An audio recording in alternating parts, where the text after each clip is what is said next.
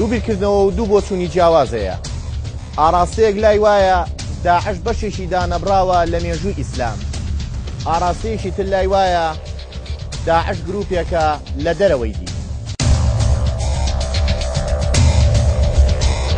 ئەگەر داعش ئیسلام نییە ئەی چین، چونکە هەموو ئەو کارانەی کە دەیکەن ئایەت و فەرموودەی بۆ دەهێننەوە.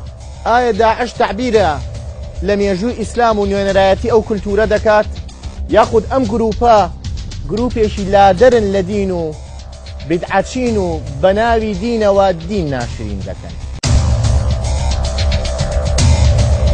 ئایا داعش هەڵقڵاوی بەشێک نییە لە مێژووی ئیسلام؟ بۆ مێژووی ئیسلام تەنها لە جیهادکردن و کوشتندا کورت بکەینەوە. بەشێک لە ڕاستی لایکان بیرکردنەوەی. بەرنامەی تەباو ناتەبا ئەم شەو کاتژمێر 9:05